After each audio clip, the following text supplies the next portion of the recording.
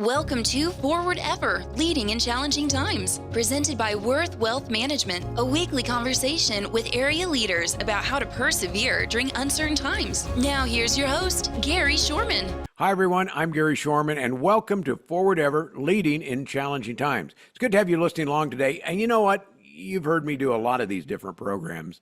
Very few times is there something out there that's new to me, and I've run across someone here and something here that's going on that is really interesting what's happening and things that can be so helpful for people in our community. My guest is Amy Adams, and she's with the Veterans Administration, a social worker in the Medical Foster Home Program. Amy, thanks for being here today. Thanks for having me. You know what, when you said the Medical Foster Home Program, it's like, that's an interesting combination of words. What's it mean? And so first off, talk about a medical foster home. What exactly is that? Okay, the Medical Foster Home Program is an existing program nationally throughout the country, and it's a VA program that serves veterans. And what we try to do is bring veterans into caregivers' homes, and the caregivers become the caregiver for the veteran. And what we're trying to do here in the Hayes area is expand this national program into a more rural area. So it's not what you would call a retirement center. It's not what you call assisted living. That it's somebody doing this in their home versus somewhere else. Correct. So medical foster homes are private residences, and the people who live there bring in the veterans to live with them, and they become caregivers for these veterans. It's a very unique program. Well, and many times it's a very special program for those veterans, especially because now instead of in a environment, this is a more like a home environment, I would say, when people invite them into their home. Is this a volunteer thing, or how does that work? So it is a private pay at this time. So veterans are, or their families, have a contract with the caregiver, and the caregiver is paid monthly through that contract, either by the veteran themselves or the veteran's family at this time. There is a act that has passed through Congress that is called the Cleveland Dole Act, and that's in the process of uh, available for veterans who are at 70% service connected through their disabilities or higher, and the VA will then cover the care for a medical foster home. So that has not started yet, but that's in the process. So, if you look at Hayes and the Northwest Kansas area, how many of these medical foster homes are in this area? We don't have any in the area of Hayes or the Northwest Kansas. So I'm working on promoting this program and letting people know about it so that they can call me and ask me more questions, and we can find caregivers, because what we're really needing is to expand this into the more rural areas for veterans specifically. This is a alternative to contract nursing home, or or alternative to long-term nursing home care, and veterans seem to really thrive when they're in an home environment and they're allowed to live more freely, have home cooked meals, watch TV in a living room, things along those lines, versus living in a nursing home. And we're just really hoping to be able to find some caregivers in the more rural areas of Kansas. So, one thing when you talk about some of those things you're doing, what are the requirements for somebody that has a home that they say, hey, we're interested in doing this. We have a couple extra rooms. We have some places. The extra income would be great. Mhm. What is the requirements? So at this time, our requirements are VA requirements, we have a fire and safety inspector that will come in and make sure that the home is safe and inspected yearly. We also have nursing staff and some other disciplines that will come out and do some inspections of the home. And you do not have to be licensed and you do not have to be in the medical field per se. What we're really looking for here is people who have a passion for caregiving and want to give back specifically to veterans who have served our country. When you talk about what you need to do some of these veterans need medical assistance, or are these veterans that can basically, survive on their own, but they just want to be in a place with other people? So these veterans are really some of them are medically complex. Oftentimes what we're seeing with some of our veterans is that they are having issues with their dementia or their activities of daily living.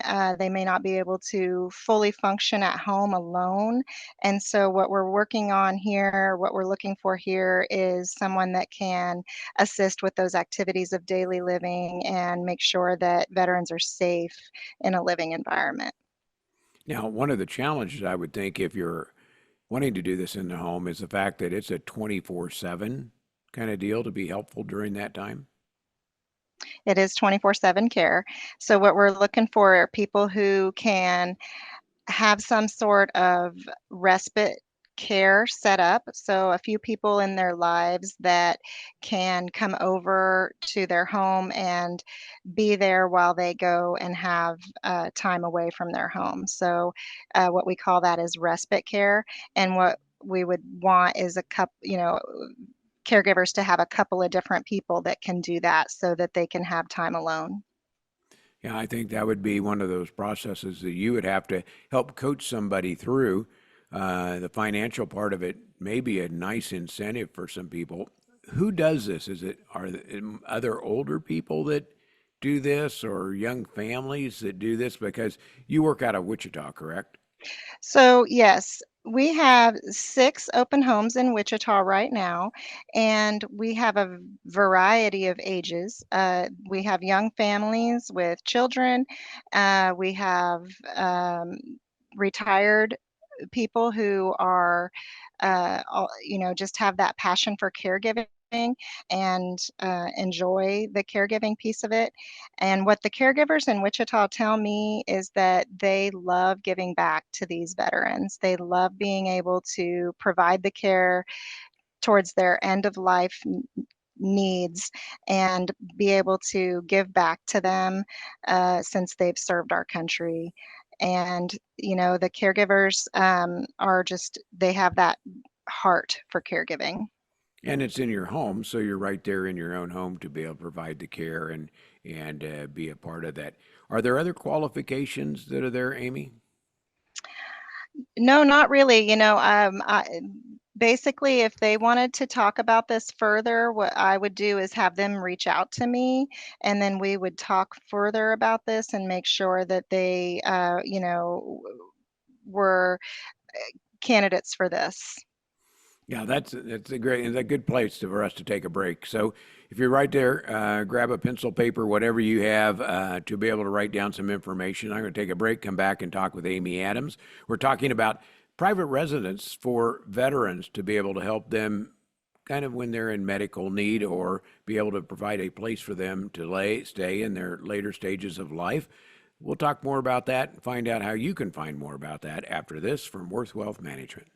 The most successful investors are those that can keep their emotions in check and take a longer-term view at what portfolios will be worth 3 to 5 years down the road. I'd say that's the most important in determining what investor outcomes are. Market corrections will continue in the future. We've seen many of them over the years, only to see equity prices rise higher, and that'll be the case in the future.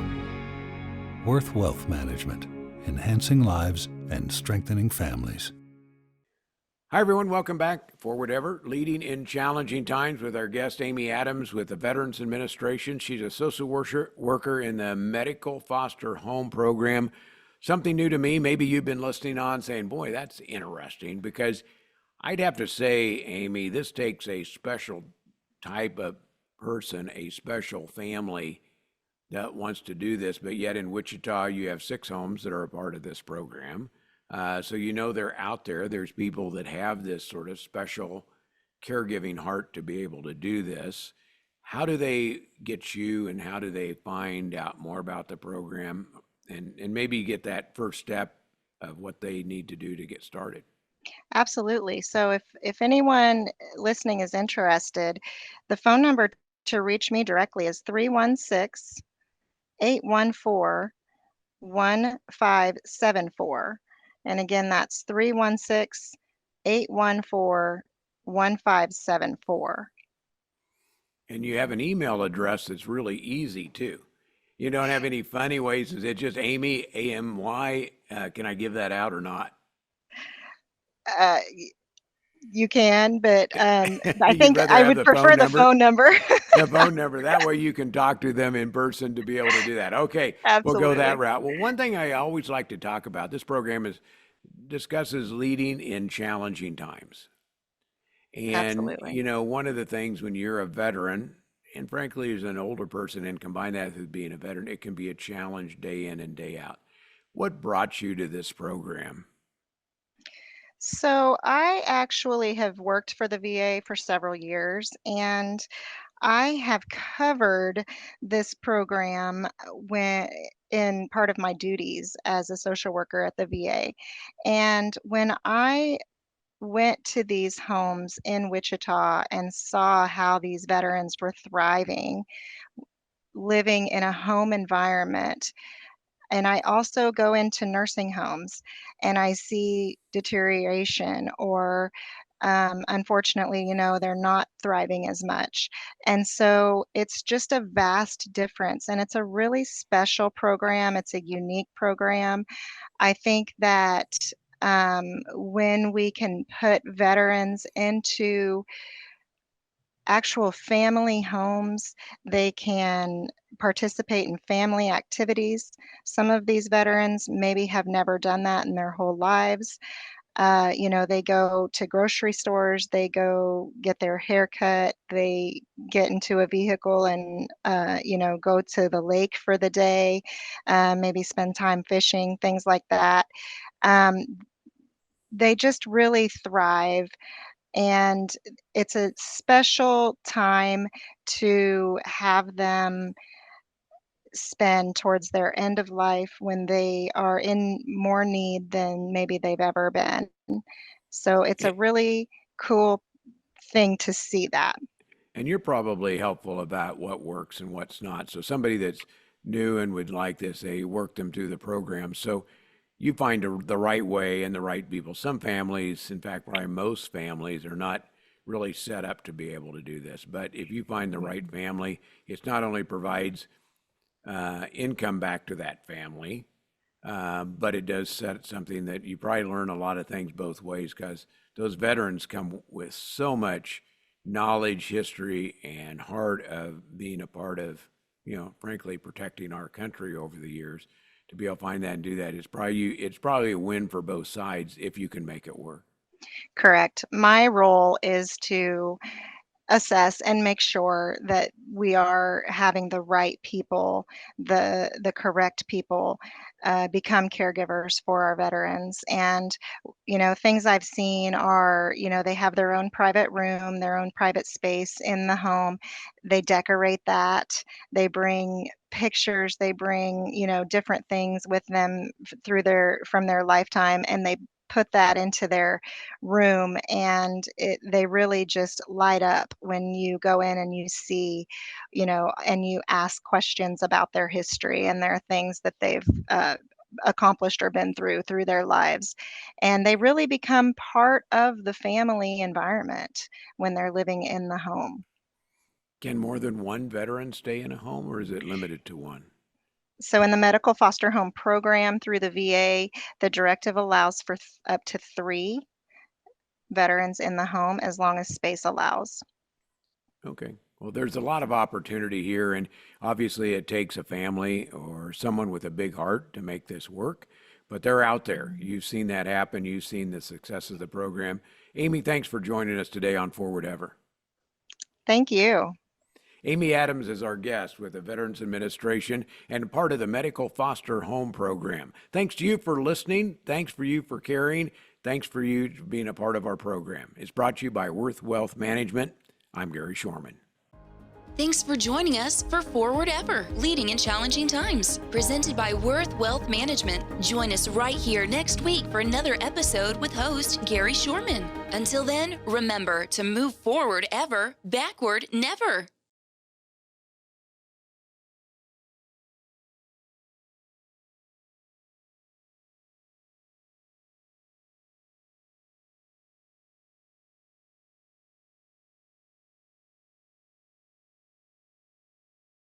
Welcome to Forward Ever, Leading in Challenging Times, presented by Worth Wealth Management, a weekly conversation with area leaders about how to persevere during uncertain times. Now here's your host, Gary Shorman. Hi, everyone, and welcome to Forward Ever, Leading in Challenging Times. Good to have you listening along. Our guest today is our state representative, Barb Wassinger, and there's some exciting things. And we talk about leadership in challenging times.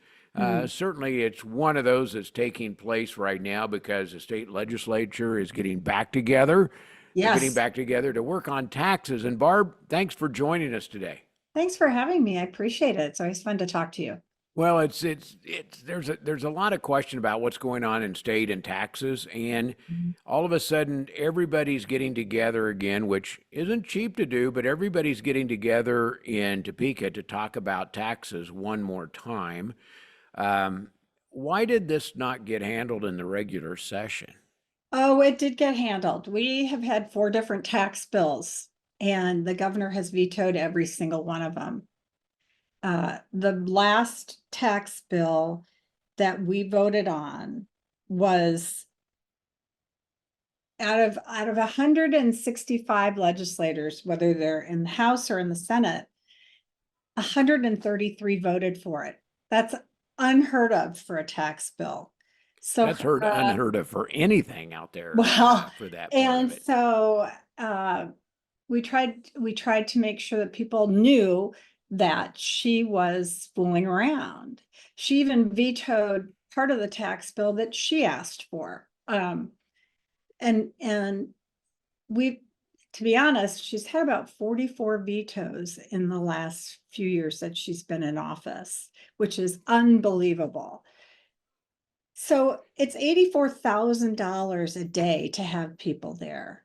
And then because we have to go over some things the day before, they won't have to pay everyone, but they have to pay staff. Staff has to be there. We have to be there. Highway Patrol has to be there en masse. I mean, it's a waste of money. We've been working on this all session, and she started last year and vetoed that tax bill last year.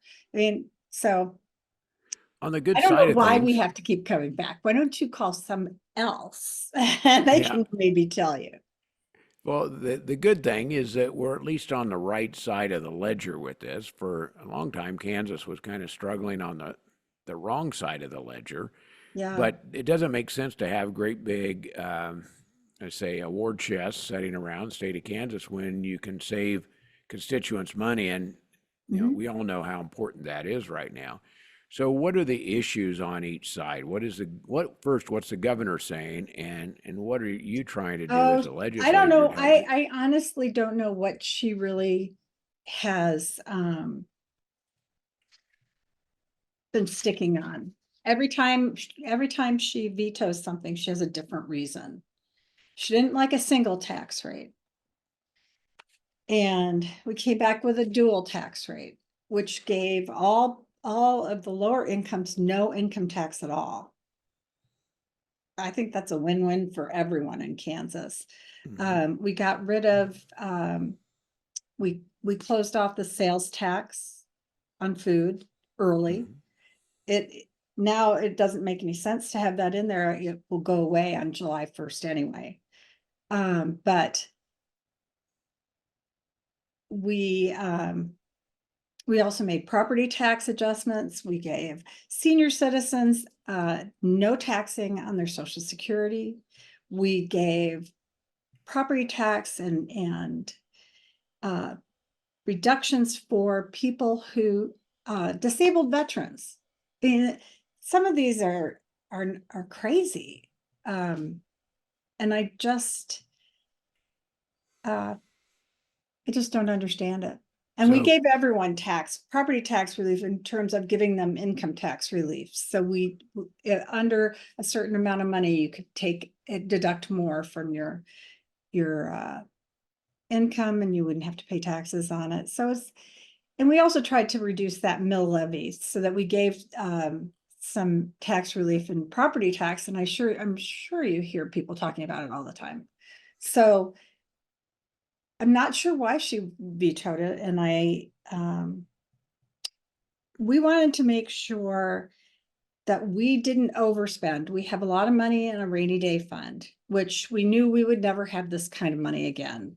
I remember talking to you when you were trying to get a rainy day fund in place, and now there's what, $1 million or how I think much? there's a couple billion dollars in there. Yeah, almost $2 billion in the rainy day fund. We've come a long way in that particular sense. Yes, we really have. And we have so much more to do, and there's so many things that we want to do, but we have to get the governor on our page. And she is not up for re-election in the next couple of years, so she doesn't have anything to worry about. But she can spend money that's, any kind of money that is left over from each year. She feels free spending it and getting everyone back. So when you go there, you guys will all get together. When you said so many people voted for the last tax, when obviously there is consensus on so many things. What's the actual process? You can't get the governor in the room and say, hey, what's going on? So you have your process and you get it done. No. Can you get that done in one day, or is there going to be a proposal come from the governor's office? I think I think that, I know that leadership has talked, along with the tax chairs and the commerce chairs, has talked to the governor's office. She's not often in the meetings. Her chief of staff, Will Lawrence, is usually there, from what I understand. But she is, she tells us what she wants, and then we have to go through and decide what we want. And we've been moving back and forth trying to see where her line in the sand is drawn, and she keeps changing it. So will a special session help this? Going back, will a special session? I don't know, because you're just going to stay up 24 hours until the last person standing gets to vote, and away you go. Because from the outside, that's what it looks like. We're going to throw everybody in the room, and you're not going home until you have an answer. Lock you in, and they have everyone there. I think we just have to somewhat unanimous. Well, we just have to get some of the same numbers we did before, and then send it back to her and see what happens. And if she vetoes that, we're going to come back. We're going to have her. She said she was going to take us back again, make us come back. That's just a waste of money. You run businesses. You don't say, what should I do today? I'll spend about $100,000 and throw it away. And just have people come back and forth and do that, unless there's some clear guidelines on what you're trying to get done. If there's some clear guidelines, that's one thing. Because as I understand it, this is a specific time coming back there, or are there other issues that are now being thrown in that are, I'll say other issues that get piled on that may not be real tax issues, but there are other issues that get piled into this. Are you getting some of that? Oh, sure. Of course. And so it's not just a single item thing. No, it's all, anything that's related to tax, people want to throw into. So they're adding on, so it gives people more time to add on things and maybe get some special things that they want for their area. Knowing that there's extra money, does that create a problem in and of itself? Because there was a time when we don't have money, folks. You just say no. So we can't do anything. I can't do it. Yeah, I just can't do that. It's too much money. The problem that I noticed, and I think obviously a lot of people did, is people come out of the woodwork to get money.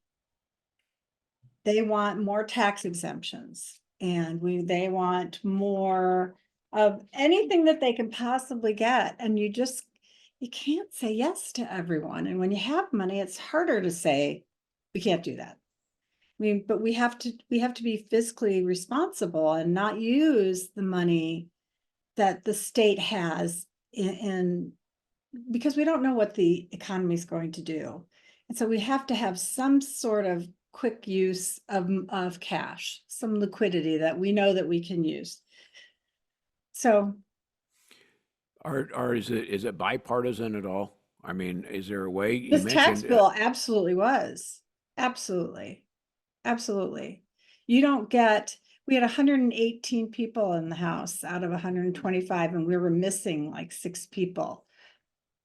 2 Democrats voted against it. The rest of the entire body voted for the last tax bill. They were not happy when the governor vetoed that bill. But they didn't override the veto, right?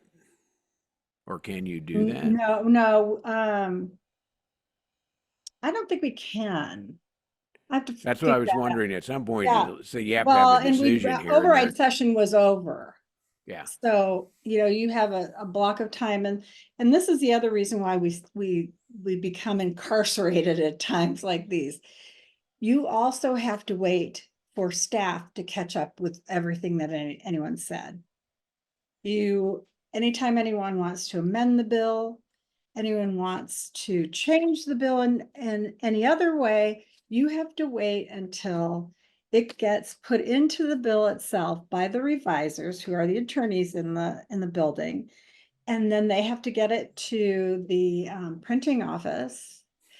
And then they got to get it all put in, because if something gets voted on, it'll go into law after the 10 days that we wait for the governor. So But it's not just 2 pages for everybody either. I don't know how no, that because the is. last tax bill, I believe, was like 38 pages. Yeah. So, Well, I'm going to take a quick break. We're going to come back because obviously challenging, and we talked about things on the federal level. You see what's happening in the state of Kansas. The good news, we have a rainy day fund that's building up there, but trying to be efficient with that. Our state representative, Barb Wassinger, is our guest today. We'll talk about property taxes. I know that some of that's included, but because that's one of the issues I hear a lot about is what's happened to property tax. We'll talk about that when we come back after our break. The most successful investors are those that can keep their emotions in check and take a longer-term view at what portfolios will be worth 3 to 5 years down the road. I'd say that's the most important in determining what investor outcomes are. Market corrections will continue in the future. We've seen many of them over the years, only to see equity prices rise higher, and that'll be the case in the future. Worth Wealth Management, enhancing lives and strengthening families. Welcome back to Forward Ever, leading in challenging times, with our guest, our state representative for the 111th District, Barb Wassinger. Barb, it's always good to talk to you. You always have a smile on your face, no matter what the challenges are. Those challenges in the state, which right now it seemed to do with how do we find a way to get some of the dollars back, save taxes, and still be efficient. right. Talk about property taxes. We went into the break saying, hey, that's one of the things on the plate. If I hear anything from property owners that They it's want like, boy, that relief. just has continued to grow, and you see all the expense that goes into that. It's not just state, it's local, it's all those other things. But property tax is not out of control, but it just keeps going up. Well, in the bill there were significant provisions to help Kansans, lowering the school mill levy to people. We get 20 mills in just about every county to pay for school taxes, and we have fully funded schools, as well as special education. So, and like I said, giving seniors back money instead of charging them, and having this generational wealth leave the state and take it to another state that doesn't tax their Social Security funds. I've always thought it was a little perverse, even before I got into office. I was like, oh, wait a minute. So they're going to tax you on the money that you already taxed that you squirreled away. Hmm. That- Yes.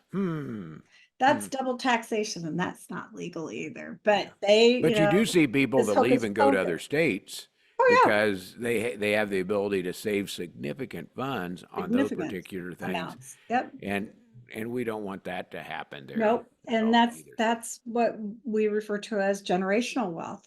The people that baby boomers, you want to say, that worked really hard to pay off things and have some money, and they want to help their kids. They keep their money in banks and investments in the state of Kansas, and they're leaving. We see that. That's a reality. And we've got to we need to make it easier for Kansans to live in Kansas and want to be here. That's one of the perverse things you see on a regular basis, some of the laws, and you think, isn't that kind of discouraging us from staying here? You really have to keep that in mind. Whatever you're doing, you have to balance it. And you also have to be careful not to pass laws that cause tax problems for counties and cities. Say, oh, we'll give you money back, but they'll raise it up. So it's a delicate balancing game, and we just have to keep trying to do the best we can.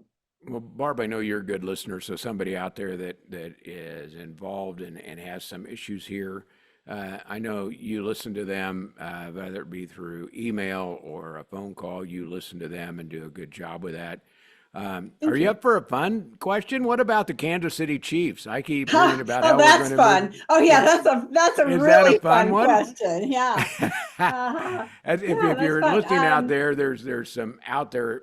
I don't know whether it's a for real or not, but trying to raise money, getting discounts and things through the state so that the Kansas City Chiefs would move out by the Legends area and somewhere to Yeah. be able to do that.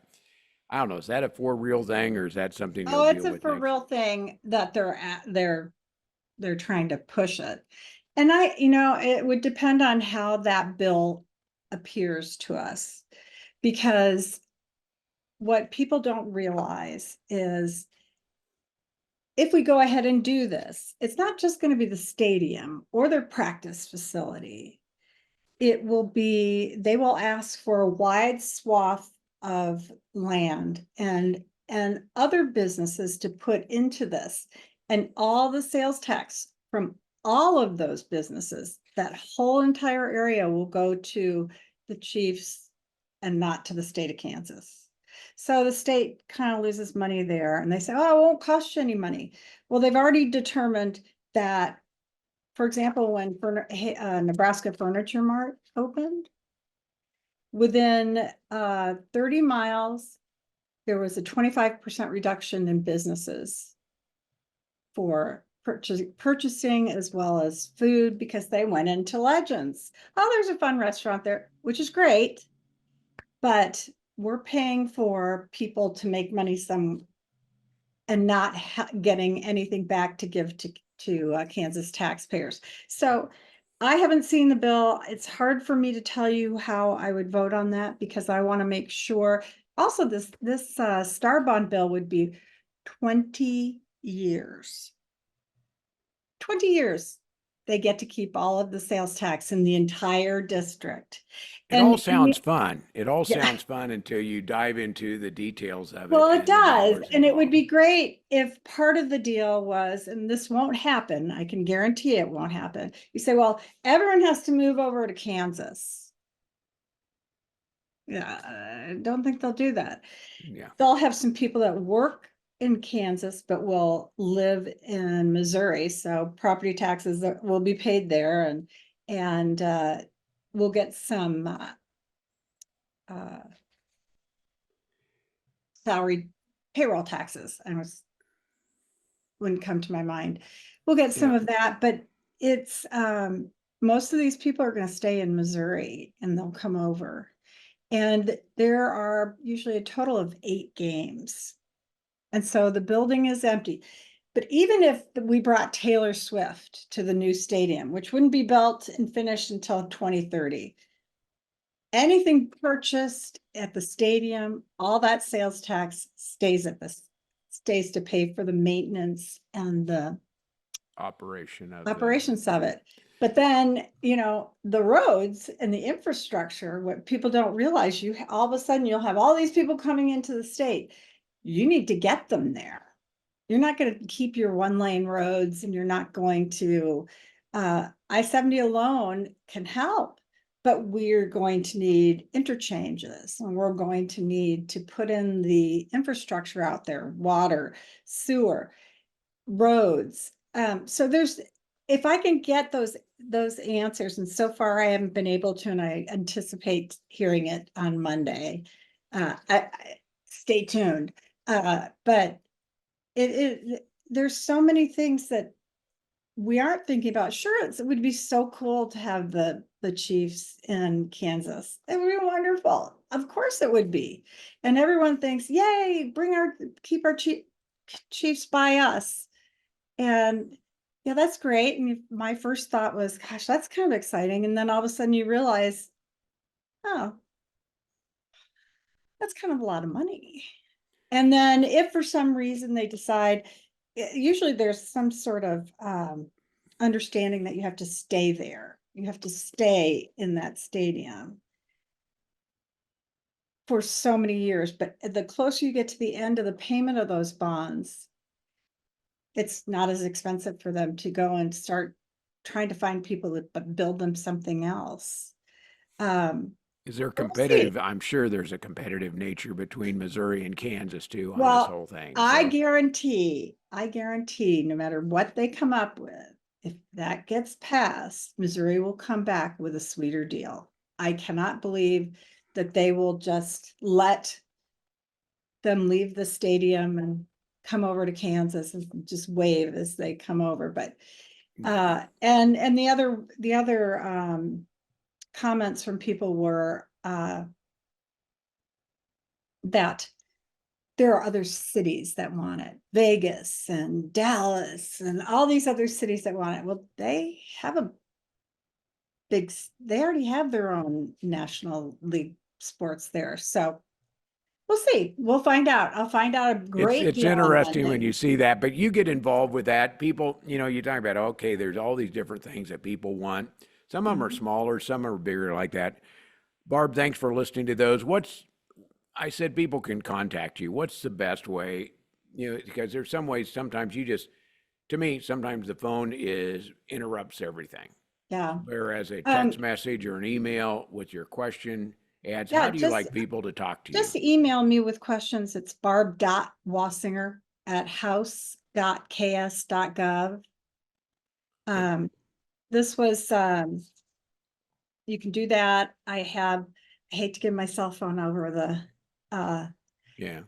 You don't over need to do that, video, but they can send an email that you way. can call me at 785-317-9386 or send me a text. That's fine.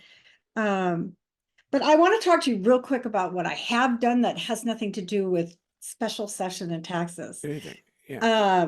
One of the things that I'm most excited about was Karen's Law. I helped Jeremiah Shoemaker. Prior to this law being passed, if you had someone murdered in your family and you were suspected of, you were in jail or suspicion of the crime.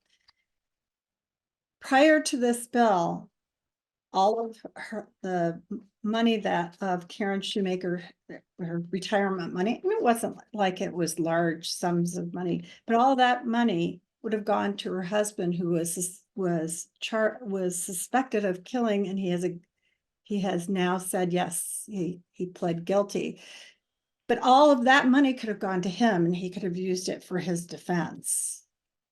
And right now it just stays, the Karen's Law makes it stay in probate until disposition of any case.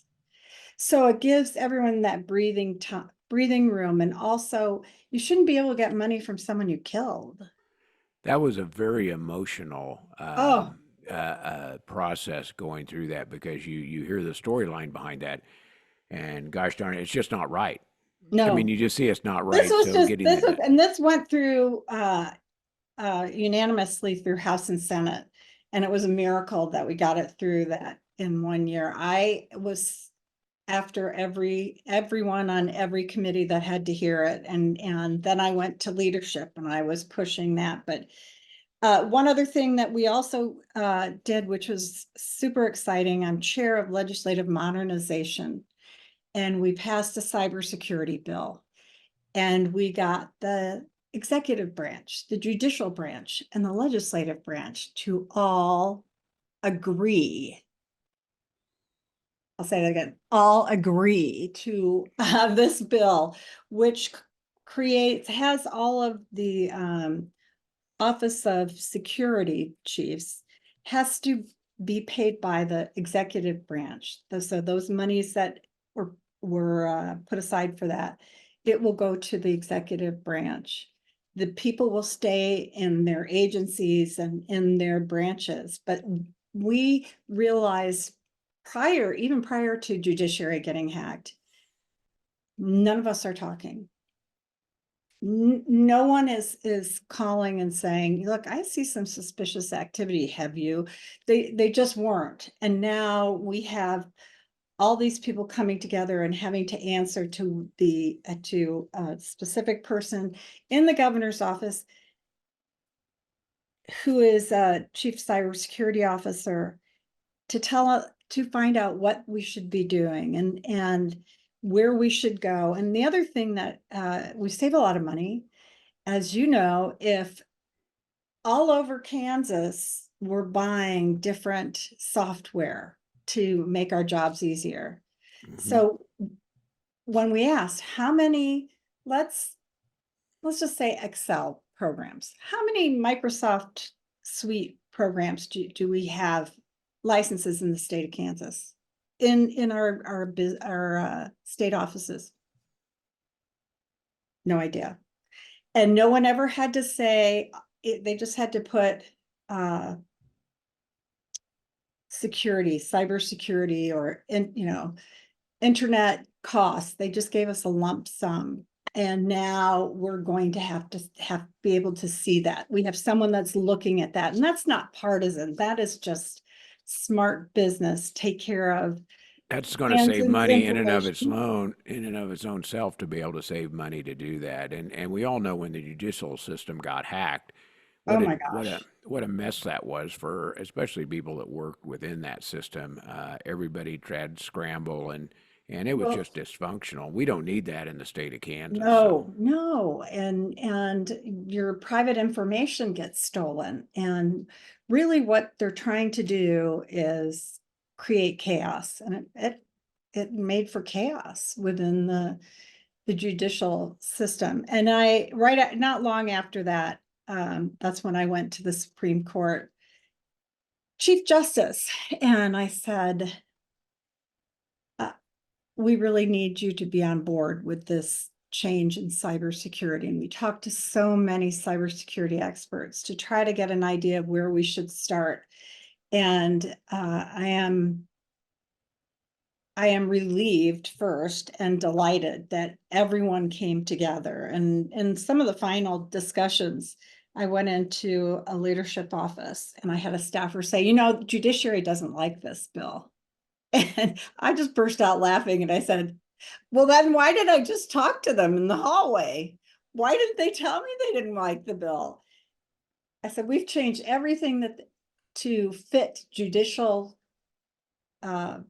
protocols so that they didn't get into problems. Anyway, it was pretty amazing. And I think the time to strike was after judiciary got hacked, because everyone was alarmed. Everyone.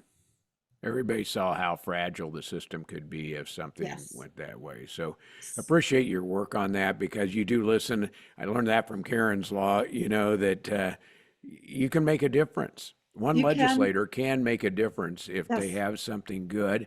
And so thank you for trying to make a difference for us. I know there Every happens day. to be every 2 years, there gets to be a new election again.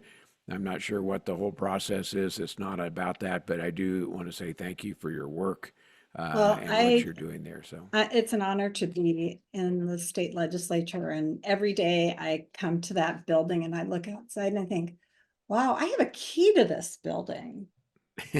They let me have a key, and they're actually nice to me. they're nice about Security that. just lets me in. One time I came into the building and my key card didn't work. And I kind of knocked on the door, and the highway patrolman came and opened it, and I said, okay, just tell me, am I being ghosted? Is this why why I can't get in? And he just started laughing. He said, no, ma'am, we still want you to come in. We'll take care of this. Well, I wasn't the only one that it happened to. So anyway, it takes a lot it's of an work. You're honor. going to be in the special session. You're going to be doing that. It takes a lot of work, a lot of travel up and down I-70.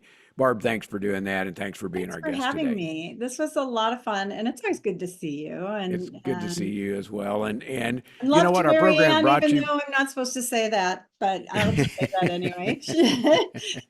Well, good luck on the special session. I look forward to hearing whatever comes out of that, and I hope we get things resolved so you guys aren't spending all week down there. We know what it Well, costs to do that. I don't so. think we're going to be there all week. From what I understand, they want to be done and within a 24-hour period. So we'll see. Okay, go get her done. All right, get her done. All right, get her done. Our guest on Forward Ever, Leading in Challenging Times, is the 111th legislator representing us from our area. It's Barb Wassinger. She's been our guest. Our program is brought to you by Worth Wealth Management, where you can live with confidence. I'm Gary Shorman. Thanks for listening.